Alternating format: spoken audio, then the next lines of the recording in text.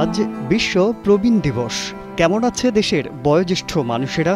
বয়সের ভারে নুয়ে পড়া অনেক মানুষ জীবনের শেষ সময়ে ঠাঁই নিয়েছেন বৃদ্ধাশ্রমে।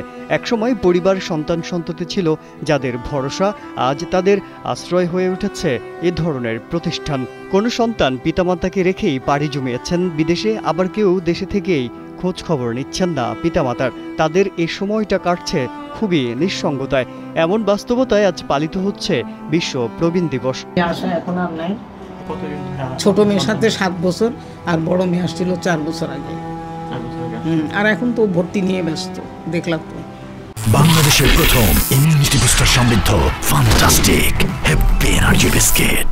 Room number 418। ছোট্ট এই রুমে বসবাস করছেন ঢাকা বিশ্ববিদ্যালয়ের সমাজ কল্যাণ বিভাগের সাবেক ডেপুটি ডিরেক্টর শিউলি আক্তার। 2007 সালে স্বামী মারা যাওয়ার পর সন্তানেরা পাড়ি জমিয়েছেন বিদেশের মাটিতে।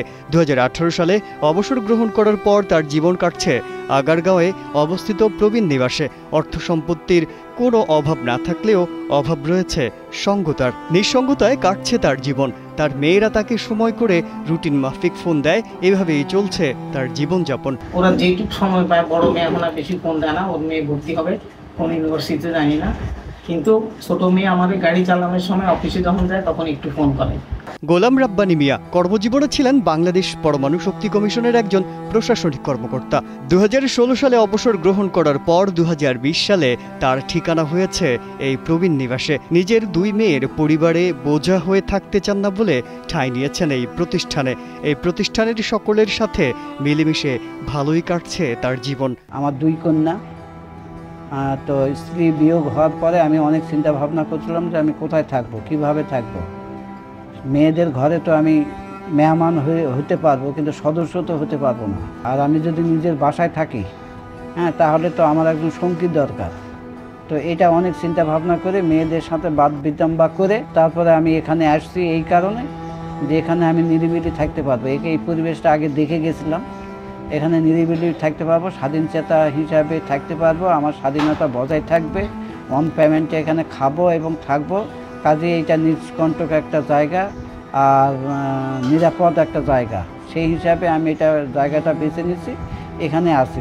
বাংলাদেশ প্রবীণ হিতৈষী সংঘ ও জড়বিজ্ঞান প্রতিষ্ঠানের মহাসচিব বীর মুক্তিযোদ্ধা মোহাম্মদ ইন্তেজার রহমান পিপিএম প্রবীণদের প্রতি সদয় হওয়ার আহ্বান জানিয়েছেন। প্রবীণের জন্য সকলে এগিয়ে আসুন, প্রবীণকে বোঝা মনে না করে প্রবীণকে শক্তি মনে করে আপনাদের সঙ্গে রাখার চেষ্টা করুন। সরকারের প্রতি আমার অনুরোধ থাকবে, বার্তা তো না, অনুরোধ থাকবে একটাই, সেটা হচ্ছে যেন প্রবীণকে যথাযথ মর্যাদার সঙ্গে লুক আফটার করা হয়। আমরা যারা প্রবীণের খেদমত করার জন্য এখানে নিয়োজিত আছি, আমরাও হিমশিম খেয়ে যাই মাঝে মাঝে।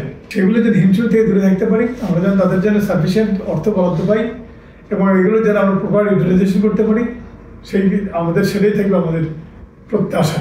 এবং আরও একটা প্রত্যাশা আমাদের আছে, যদি আল্লাহ মহান রাব্বুল আলামিন কবুল করেন তাহলে হবে। আমরা এটাকে একটা পূর্ণাঙ্গ হসপিটাল করতে চাই এবং একটা প্রবীণ মেডিকেল কলেজ করতে চাই। কিন্তু মহান আল্লাহ রাব্বুল আলামিন আমাদের সাহস এবং শক্তি যোগান।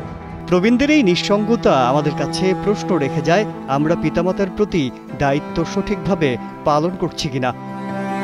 মিনহাজুর রহমানের পাঠানো তথ্যচিত্রে ডেস্ক রিপোর্ট, কালের কণ্ঠ।